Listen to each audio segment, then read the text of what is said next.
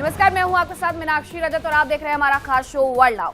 इस खास शो में हम बात करेंगे दुनिया की बड़ी खबरों की, वो बड़ी खबरें जिनका सीधा असर दुनिया के हर देश पर पड़ता है। हम आपको ले चलेंगे दुनिया के कोने कोने में और बताएंगे कि क्या कुछ आपके लिए खास है। तो चलिए करते हैं शुरुआत। तो बताते हैं आपको वर्ल्ड नाउ में आज बात हम किस किस विषय पर करने वाले हैं। तो वर्ल्ड नाउ में आज बात हम अमेरिका ईरान जंग की आहट की करेंगे। आज दुनिया एक बार फिर से उसी सवाल के मुहाने पर खड़ी है जिसने 2 दशकों से मिडिल ईस्ट को बारूद के ढेर पर बैठा के रखा है। क्या ईरान गुपचुप परमाणु बम बनाने की दिशा में बढ़ चुका है? ये सबसे बड़ा सवाल है। और अगर हाँ ऐसा है तो क्या अगला युद्ध अब सिर्फ वक्त की बात है? पिछले साल इजराइल और अमेरिका के भीषण हवाई हमलों के बाद माना गया कि ईरान के परमाणु ठिकाने नतांज और इस्फहान तबाह हो चुके हैं। लेकिन अब नई सैटेलाइट तस्वीरें एक अलग ही कहानी कह रही हैं। जमीन के नीचे एक बार फिर से हलचल है। नई सुरंगें मजबूत की गई छतें दिखाई दे रही है और मलबे के नीचे छुपे रहस्य। ये कहानी सिर्फ ईरान की नहीं है, ये कहानी उन फैसलों की है जो अमेरिका, तेल अवीव, तेहरान और मॉस्को में लिए जा रहे हैं। तो सवाल वही है कि क्या दुनिया एक और युद्ध की दहलीज पर खड़ी हुई है? पूरी खबर आपको दिखाएंगे वर्ल्ड नाउ में। इसके बाद हम बात अमेरिका के हथियारों के व्यापार की भी करेंगे। मिडिल ईस्ट की शतरंज पर अमेरिका ने एक और बड़ी चाल चल दी है। अमेरिका अब सऊदी अरब और इजराइल दोनों को हथियारों से पाटने की तैयारी में है। अरब सागर से लेकर के भूमध्य सागर तक ताकत का संतुलन दोबारा लिखा जा रहा है। एक तरफ सऊदी को advanced fighter jets, missile defence और ड्रोन टेक्नोलॉजी, तो दूसरी तरफ इजराइल के लिए और ज्यादा घातक हथियार ताकि उसकी सैन्य बढ़त बनी रहे। और अमेरिका इसके पीछे तर्क क्या देता है वो जानिए। अमेरिका का तर्क है कि ये सौदे डिफेंस के लिए लिए गए हैं, लेकिन सवाल बड़ा है कि क्या ये हथियार सुरक्षा लाएंगे या मिडिल ईस्ट को एक और बड़े युद्ध की ओर धकेल देंगे? क्योंकि जब बारूद बांटा जाता है तो चिंगारी कहीं भी भड़क सकती है। इस मुद्दे पर भी हम विस्तार पूर्वक चर्चा करेंगे और वर्ल्ड नाउ में बात बिल गेट्स की भी करेंगे। अमेरिका के डिपार्टमेंट ऑफ जस्टिस ने जेफरी एप्स्टीन से जुड़े 30 लाख से ज्यादा सीक्रेट दस्तावेज सार्वजनिक कर दिए हैं। और जैसे जैसे इन फाइलों की परतें खुलते जा रही हैं, वैसे वैसे दुनिया सबसे ताकतवर नामों पर सवालों की परछाइयां देख रही है। आज सबसे बड़ी हलचल मचाई है माइक्रोसॉफ्ट के सह संस्थापक बिल गेट्स के नाम ने। लीक हुए दस्तावेज में कुछ कथित ईमेल्स सामने आए हैं जिनमें एप्स्टीन और बिल गेट्स का जिक्र मिला है। ईमेल्स में कुछ दावे किए गए हैं और अगर ये दावे सच है तो ये सिर्फ एक व्यक्ति की नहीं बल्कि बड़े पैमाने पर सत्ता और प्रभाव के सवाल है। ये दस्तावेज अब पूरी दुनिया की नजरों के सामने हैं और सवाल वही है, इन गुप्त फाइलों के सच से कौन जिम्मेदार ठहराया जाएगा? इसके बाद वर्ल्ड नाउ में बात स्पेन की होगी, क्योंकि स्पेन में 150 साल बाद इतिहास एक बार फिर से करवट लेने जा रहा है। कुछ ऐसा होने वाला है जिसने सिर्फ स्पेन ही नहीं पूरी दुनिया का ध्यान अपनी तरफ खींच लिया है। 150 साल यानी 1.5 सदी और ताज पर लौट रही है एक रानी, एक ऐसी युवराज जो उम्र में सिर्फ 20 साल की है, लेकिन जिम्मेदारी इतनी बड़ी है जितनी सदियों में किसी किसी के हिस्से आती है। ये सिर्फ सत्ता परिवर्तन नहीं है, ये राजशाही की वापसी है, परंपरा और आधुनिकता का टकराव है और भविष्य के स्पेन की नई तस्वीर। कौन है ये रानी?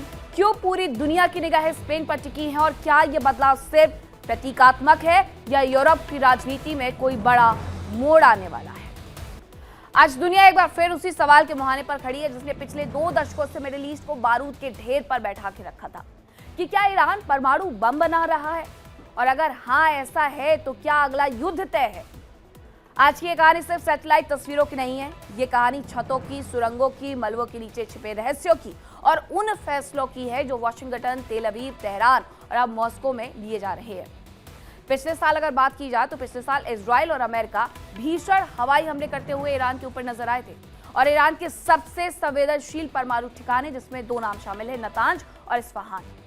दुनिया को लगा था कि खेल खत्म हो चुका है, लेकिन आज एक बार फिर से नई सैटेलाइट तस्वीरें आई जो कुछ और ही कहानी बयां कर रही है। ये तस्वीरें किसने जारी की हैं वो आप जानिए। ये तस्वीरें प्लैनेट लैब्स की हैं और तस्वीरें साफ साफ क्या कुछ दिखा रही हैं वो मैं आपको बताती हूँ। तस्वीरों में खुलासा हुआ है, इमारतों के ऊपर नई छतों को बना दिया गया है, मलबे को ढकते हुए कवर स्ट्रक्चर लगा दिया गया है ताकि कोई इसके बारे में जान ना पाए, लेकिन सैटेलाइट तस्वीरों ने सब कुछ बयां कर दिया है। इन सुरंगों की यहां तक कि मरम्मत की जा रही है, जमीन के नीचे एक नई हलचल जो है वो देखने को मिल रही है, वो महसूस करने को मिल रही है। और इसी वजह से सवाल उठता है कि अगर सब कुछ खत्म हो गया है तो ये छतें क्यों है, और अगर कुछ बचा ही नहीं तो छिपाने की जरूरत फिर क्या है। नई छतों के कारण सैटेलाइट के जमीन पर हो रही गतिविधियों को देख पाना लगभग मुश्किल हो गया है कि आखिरकार अंदर खाने चल क्या रहा है। यह बात इसलिए भी अहम है क्योंकि ईरान ने अंतर्राष्ट्रीय परमाणु ऊर्जा एजेंसी के निरीक्षकों को देश में प्रवेश की अनुमति नहीं दी है, और ऐसे में रिमोट मॉनिटरिंग ही निगरानी का एकमात्र साधन बचा था कि रिमोट निगरानी, सैटेलाइट निगरानी के माध्यम से यह समझा जाए कि आखिरकार ईरान के अंदर क्या कुछ चल रहा है। एकमात्र देश है ईरान, पाकिस्तान के बाद, जिसके पास परमाणु हथियार हो सकते हैं क्योंकि वो परमाणु हथियारों पर काम कर रहा है। विशेषज्ञ हालांकि साफ कहते हैं कि ये छतें किसी नए परमाणु प्लांट के लिए नहीं है, ये छतें स्लेवेज ऑपरेशन के लिए है। मलबे के नीचे दबे संवेदनशील उपकरणों, सेंट्रीफ्यूज, संवर्धित यूरेनियम और संवेदनशील उपकरण निकालने के लिए IAEA के इंस्पेक्टर बाहर है, लेकिन ईरान ने दरवाजे पूरी तरीके से बंद कर रखे हैं और अब निगरानी का एक ही तरीका बचा था कि सैटेलाइट्स, वही सैटेलाइट्स अब इन छतों की वजह से अंधे हो रहे हैं। नतांज और इस्फहान आखिरकार क्यों अहम है, अब आपको ये भी समझा देते हैं कि ये बार बार क्यों अमेरिका और ईरान के निशाने पर रहते हैं। दरअसल तेहरान से लगभग 220 किलोमीटर दूर है नतांज। ईरान का परमाणु दिल माना जाता है नतांज को, और ईरान का सबसे प्रमुख यूरेनियम संवर्धन केंद्र नतांज है, जहां पर 60% तक संवर्धित यूरेनियम होता था। ईरान का परमाणु दिल नतांज के बारे में बताया गया कि जून 2025 में इजराइल ने संवर्धन इकाई को नष्ट किया। अमेरिका ने भूमिगत हिस्सों पर बंकर बस्टर बम से हमला किया और सैटेलाइट तस्वीरों से इस बात का खुलासा भी हुआ था। दिसंबर में नतांज में नई छत का निर्माण शुरू हो जाता है और दिसंबर में यानी महीने के अंत तक इसे पूरा कर लिया गया। बिजली प्रणाली अब भी हालांकि निष्क्रिय है। तस्वीरों में नतांज के पास पिफेक्स माउंटेन नाम की जगह पर लगातार खुदाई भी हो रही है, जहां एनालिस्ट्स का यह कहना है कि ईरान एक नई अंडरग्राउंड न्यूक्लियर फैसिलिटी बना रहा होगा। लेकिन सवाल यह नहीं कि सिस्टम चालू है या नहीं, सवाल यह है कि वहां से क्या निकाला जा सकता है। और अब इस्फहान जहां सेंट्रीफ्यूज बनते हैं, इस्फहान क्यों अहम है अब वो जानिए। नतांज के बारे में आपने जान लिया। इस्फहान में भी जनवरी की शुरुआत में छत बनाई गई। सेंट्रीफ्यूज निर्माण से जुड़ी इकाइयों पर हमले भी हुए। कुछ सुरंगों को मिट्टी से भरते यहां पर देखा गया, एक सुरंग को दोबारा मजबूत करते हुए भी देखा गया है। सैटेलाइट तस्वीरें ये सब कुछ बयां कर रही हैं कि ईरान अपने बैलिस्टिक मिसाइल कार्यक्रम से जुड़े ठिकानों पर कई बार दोबारा काम कुछ शुरू कर चुका है। विश्लेषकों का शक है कि नई अंडरग्राउंड न्यूक्लियर फैसिलिटी, यानी अगर पुरानी जगह तबाह हो गई है तो नई तैयार हो रही है। परमाणु बम तब तक अधूरा है जब तक उससे ढोने वाला हथियार ही ना हो। प्राचीन सैन्य परिसर में तालेगान 2 नामक स्थल को फिर से विकसित किया जा रहा है, जिसे पहले परमाणु हथियारों से जुड़े विस्फोटक परीक्षणों से जोड़ा गया था। पहले भी शक, अब दोबारा निर्माण, और ज्यादा मजबूत और ज्यादा सुरक्षित हमलों के खिलाफ तैयारी। मतलब साफ है कि ईरान सिर्फ बम नहीं सोच रहा है बल्कि डिलीवरी सिस्टम भी तैयार कर रहा है। अमेरिकी राष्ट्रपति डोनाल्ड ट्रंप तेहरान द्वारा देशव्यापी विरोध प्रदर्शनों पर हिंसक कार्रवाई का हवाला देते हुए अमेरिकी सैन्य हमलों से बचने के लिए ईरान से अपने परमाणु कार्यक्रम पर एक समझौते पर बातचीत करने की बार बार मांग कर रहे हैं। अमेरिका ने विमान वाहक पोत USS अब्राहम लिंकन और कई गाइडेड मिसाइल डिस्ट्रॉयर को भी मध्य पूर्व में भेज दिया है। अब जो सीधा फोकस है वो परमाणु कार्यक्रम क्यों है वो भी जान लीजिए, क्योंकि इजरायली खुफिया एजेंसियों ने जो बताया उससे वॉशिंगटन की नींद उड़ गई है। वहीं ईरान लगातार कहता रहता है कि उसका परमाणु कार्यक्रम पूरी तरह शांतिपूर्ण है। हालांकि पश्चिमी देशों और IAEA का कहना है कि 2003 तक ईरान के पास संगठित परमाणु हथियार कार्यक्रम थे और आज भी उसके पास बम बनाने की तकनीकी क्षमता मौजूद है। अमेरिका और ईरान में तनाव चरम पर है। तस्वीरें हम आपको लगातार दिखा ही रहे हैं, लेकिन ऐसे में आशंका ये भी है कि अमेरिका कभी भी ईरान पर हमला कर सकता है। इन सब के बीच इजरायली खुफिया एजेंसियों के एक इनपुट ने अमेरिका की नींद उड़ा दी है। इस कारण अमेरिकी राष्ट्रपति डोनाल्ड ट्रंप को अपनी ईरान नीति में बदलाव करने के लिए मजबूर होना पड़ गया है। अमेरिका अब ईरान के खिलाफ पूर्ण पैमाने पर युद्ध की जगह परमाणु ठिकानों को तबाह करने के लिए कमांडो रेड का प्लान तैयार कर रहा है। और ट्रंप की ईरान नीति में बदलाव का जो प्रमुख कारण है वो ईरान के पलटवार से खुद और अपने सहयोगी देशों को बचाना है। अब इजराइल ने आखिरकार अमेरिका को क्या बताया है वो आपको समझाते हैं। इजरायली खुफिया एजेंसियों ने अमेरिका को जो जानकारी दी है उसके बारे में आपको बता देते हैं। तो जानकारी क्या दी गई है? ईरान इस बार पहले से और ज्यादा तेज और खतरनाक हमले करेगा। इजरायली खुफिया एजेंसियों ने अमेरिका को यह जानकारी दी है कि पलटवार इस बार बहुत तेज होने वाला है। अमेरिकी हमले के बाद ईरानी जवाबी कार्रवाई करते हुए नजर आएंगे, ये भी बताया गया है। अब संभवतः इजराइल के जो प्रमुख शहर हैं उन पर हमला किया जाएगा, इस बारे में जानकारी दी गई है। वहीं अगर बात पिछले साल की करें तो 2 जून के ईरानी हमले से ये हमला अलग हो सकता है, ये तक इसमें बता दिया गया है। तेहरान ने इजराइल के ज्यादातर सैन्य ठिकानों को निशाना उस वक्त बनाया था और इजराइल के महत्वपूर्ण बुनियादी ढांचों को निशाना बनाया गया था। एक साथ सैकड़ों की संख्या में मिसाइल, ड्रोन शामिल हुए और होंगे, ये भी कहा जा रहा है। अमेरिकी और इजरायली एयर डिफेंस को आसानी से भेद देंगे और इजराइल को भारी नुकसान इसकी वजह से पहुंच सकता है और इसकी वजह से बाकायदा जान माल पर खतरा भी बढ़ेगा। और यही वजह है कि अमेरिका अब हवाई हमले से पीछे हटते जा रहा है और सोच रहा है कमांडो रेड सीधा अंदर घुस करके परमाणु ठिकाने तबाह करने की योजना। डोनाल्ड ट्रंप ने ईरान पर अमेरिकी रणनीति बदल दी है। अमेरिकी राष्ट्रपति डोनाल्ड ट्रंप पहले ईरान में जारी विरोध प्रदर्शनों का समर्थन कर रहे थे। वह प्रदर्शनकारियों को ईरानी सरकार के खिलाफ और ज्यादा प्रदर्शन के लिए भड़का रहे थे, उकसा रहे थे। और इसी के साथ ट्रंप ने ईरान को प्रदर्शनकारियों के खिलाफ कार्रवाई न करने तक का दबाव बनाया। हालांकि जब उन्होंने अपना रुख बदल लिया और वो उसके बजाय ईरान के परमाणु कार्यक्रम पर ध्यान केंद्रित करते जा रहे हैं। बताया जा रहा है कि ट्रंप की जो ईरान नीति में बदलाव आया है उसके पीछे का कारण अमेरिका और इजरायली खुफिया रिपोर्ट्स है। हालांकि ट्रंप ने पिछले साल कई बार ऐसा दावा किया था कि अमेरिका ने हवाई हमला कर ईरानी परमाणु सुविधाओं को नष्ट कर दिया है। और ट्रंप की धमकियों के बीच अमेरिका ने मध्य पूर्व में भारी सैन्य बल की तैनाती कर दी और आए दिन वहां पर एक सैन्य बेड़ा भेज दिया जा रहा है। अब aircraft carrier USS Abraham Lincoln इसमें शामिल है, इस कैरियर में, और क्या क्या भेजा गया उसके बारे में जानिए। इसके अलावा 6 विध्वंसक पोत, 3 अतिरिक्त युद्ध पोत भी भेज दिए गए हैं। बड़ी संख्या में लड़ाकू विमान, अलग अलग refuelling assets, air defence system को भी तैनात कर दिया गया है। इतना ही नहीं, इजराइल की रक्षा हो इसका भी ध्यान रखा गया है। इजराइल की रक्षा के लिए भी अमेरिका ने कई एयर डिफेंस यूनिट्स को भेजा है।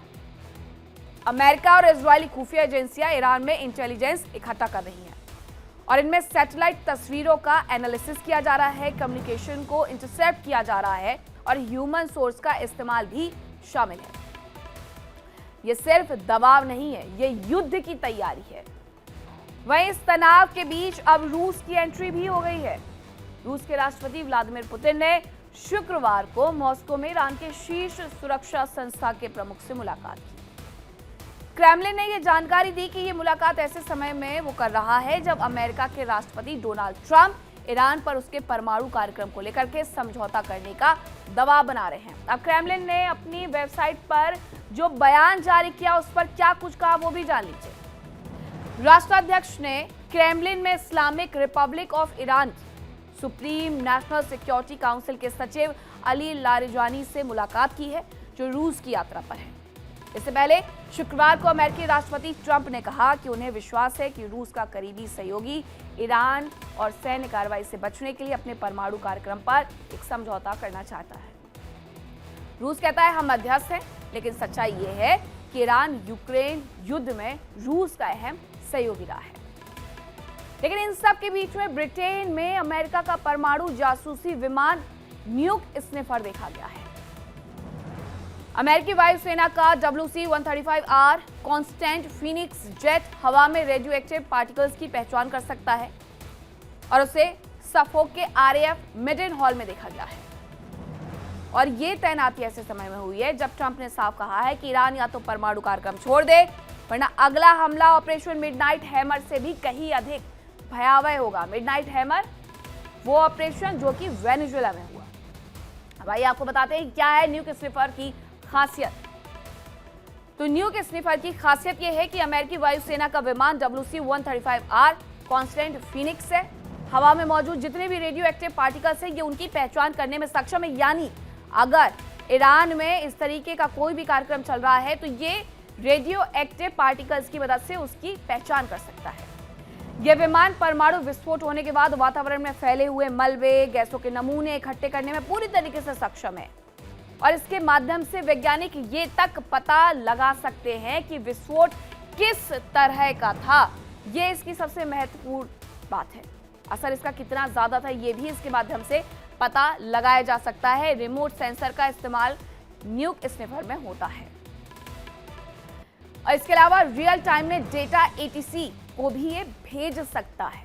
तो इतनी सारी खासियत है, इसी वजह से इसकी तैनाती को आगे किया जा रहा है। फिलहाल ईरान और अमेरिका के बीच में तनाव बढ़ता जा रहा है और माना यह जा रहा है कि ब्रिटेन में न्यूक स्निफर की तैनाती ईरान के परमाणु कार्यक्रम पर नजर रखने के लिए की गई है।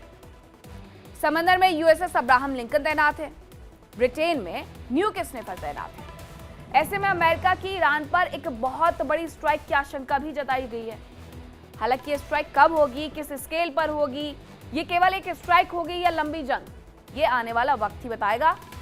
अब आपको बताते हैं कि ईरान पर अमेरिका की नजर आखिरकार क्यों है, ये जान लीजिए। ये क्योंकि सबसे महत्वपूर्ण है समझना कि ईरान पर अमेरिका की नजर किस वजह से है। तो ईरान पर नियंत्रण स्थापित करने की कोशिश में अमेरिका लगा हुआ है और उसके लिए बाकायदा तेल और गैस के बड़े भंडार पर US का नियंत्रण वो चाहता है। चीन का जो BRI रूट है इसकी वजह से वो प्रभावित हो सकता है। एशिया यूरोप लैंड रूट ठप हो सकता है और इसके साथ ही रूस को ड्रोन की सप्लाई बंद हो सकती है। शायद ड्रोन ये सप्लाई करता है ईरान किसको, रूस को, और रूस इसका उपयोग यूक्रेन पर करता। पिछले दिनों हमने एक खबर आपको दिखाई थी कि किस तरीके से शायद ड्रोन का इस्तेमाल करके यूक्रेन के अंदर एक पूरी ट्रेन पर हमला रूस की तरफ से किया गया था। ये तमाम जो ड्रोन आते हैं वो ईरान से आते हैं। इसके अलावा हिजबुल्लाह और हूथी को हथियारों की सप्लाई भी बंद हो जाएगी क्योंकि ये प्रॉक्सी संगठन है किसके, ईरान के, और यही इन्हें बढ़ावा देता है, मिडिल ईस्ट में सक्रिय रहने में मदद करता है। माना यह जा रहा है कि ईरान पर हमले को लीड अमेरिका करेगा जबकि इजराइल उन्हें बैकअप देगा। अमेरिका ने ईरान में टारगेट भी पूरी तरीके से फिक्स कर लिए हैं। अब कौन कौन से वो टारगेट हैं जो फिक्स किए गए हैं? अमेरिका के निशाने पर ईरान की जो न्यूक्लियर साइट्स हैं वो रहने वाली हैं। अब कौन कौन सी ये साइट्स हैं? इनमें फोर्दो नाम है, इसके अलावा नतांज और इस्फहान, जिस पर पिछले दिनों भी हमला किया गया था 2025 में, और इसे लेकर के अमेरिका ने कहा था कि उसने इसे नष्ट कर दिया है। इनके अलावा अमेरिका के निशाने पर ईरान का सैन्य नेतृत्व भी है और इनमें ईरान के टॉप कमांडर्स भी शामिल हैं। IRGC के वरिष्ठ अधिकारी और बासिज फोर्स से जुड़े हुए ऑफिसर इसमें शामिल है। IRGC को तो 35 से ज्यादा देशों ने एक आतंकवादी संगठन तक घोषित कर दिया है। इसके अलावा ईरान के रणनीतिक ठिकानों पर भी हमला किया जा सकता है जिसमें बैलिस्टिक मिसाइल फैक्ट्री भी शामिल हो सकती है। एयर डिफेंस सिस्टम और सैन्य बेस को भी निशाना बनाया जा सकता है। तो ये पूरी जो तैयारी है वो अमेरिका की है ईरान के खिलाफ। हालांकि अमेरिका का जो सबसे पहला टारगेट है वो ईरान के supreme leader Ayatollah Ali Khamenei है। अमेरिका इजराइल की रणनीति होगी कि खामनेई के बंकर पर हमला करके उनकी हत्या कर दी जाए या कमांडो ऑपरेशन के जरिए उन्हें बंधक बनाया जाए। तो आज सवाल सिर्फ ये नहीं है कि ईरान क्या कर रहा है, सवाल यह है कि क्या दुनिया एक और युद्ध के मुहाने पर है? क्या ये छतें बम छिपा रही हैं और अगर अगला कदम उठा तो क्या कोई उसे रोक पाएगा? क्योंकि इतिहास गवाह है, परमाणु कार्यक्रम कभी शांतिपूर्ण नहीं रहते हैं, वे सिर्फ देरी से फटते हैं।